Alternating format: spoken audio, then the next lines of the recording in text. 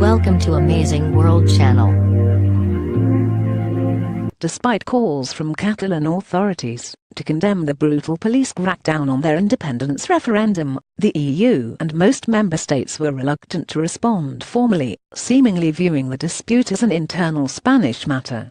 Belgium's Prime Minister, Charles Michel, was among the few national leaders to denounce the violence, which the Catalan government said had left 465 people injured as police forcibly removed voters from polling stations, and on one occasion fired rubber bullets. Violence can never be the answer, Michel said on Twitter. His Slovenian counterpart, Michel, also expressed his concern, saying he was concerned and calling for political dialogue, rule of law and peaceful solutions. Charles Michel at Charles Michel violence can never be the answer. We condemn all forms of violence, and reaffirm our call for political dialogue. Catalan referendum Spain October 1, 2017. Former Belgian Prime Minister and senior MEP Guy Verhofstadt also said that, while he did not want to interfere in Spain's domestic affairs, I absolutely condemn what happened today in Catalonia. It was high time for de-escalation, he said. Guy Verhofstadt at Guy Verhofstadt. It's high time for de-escalation. Only a negotiated solution is the way forward. Read my full statement on the Catalan referendum here. pic.twitter.com/v1 October 1, 2017. In Britain, the Prime Minister, Theresa May, faced mounting calls to speak out against the scenes of police brutality in Catalonia after Labour, the SNP and the Liberal Democrats all criticised the Spanish government. Human rights groups also condemned the violence. Human Rights Watch said the state has a duty to protect the rights to peaceful assembly and free expression, both of those opposed to independence and those who supported it. Labour's Jeremy Corbyn said the police violence against citizens was shocking and called on the Spanish government to act to end it now. Vince Cable, the Lib Dem leader, branded the police response brutal and completely disproportionate. Nicola Sturgeon, the Scottish National Party leader, also said she was concerned, and that people should be allowed to vote peacefully.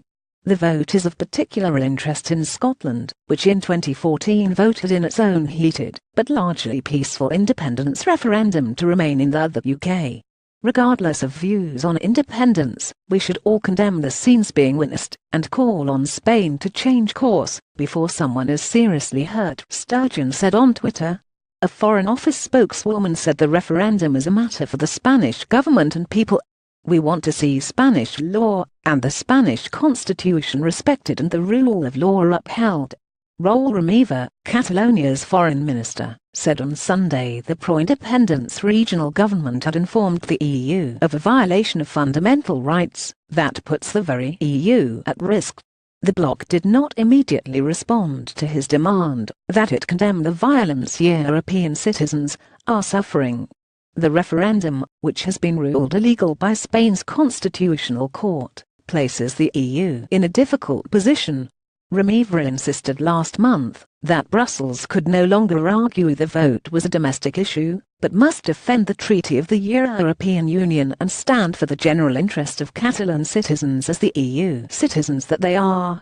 Barcelona's mayor, Ada Colau, who opposes independence but supports the right of Catalans to vote on the question, also called in an article in The Guardian for the EU to defend the fundamental rights of Catalan citizens.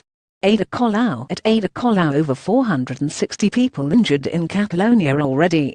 As mayor of BCN, I demand an immediate end to police charges against the defenseless population. https://co412z6 Jacob October 1, 2017. But Jean-Claude Juncker, the European Commission President, has said that Brussels must abide by the decisions of the Spanish government and of Spain's constitutional court.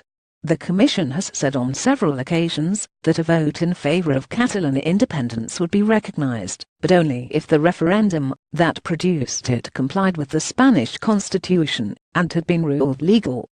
Emily Thornberry, the shadow foreign secretary, said Labour believed debates on sovereignty should be resolved in accordance with rules and laws, and any referendum needs to be both democratic and fair.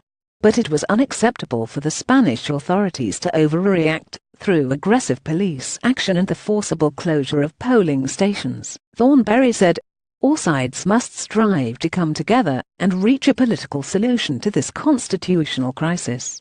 Video footage showed police hitting people in the crowd with batons, while voters peacefully held up their hands, officers dragging women voters from polling stations by their hair, and Spanish police attacking Catalan firefighters. Riot police attack protesters in Girona. Video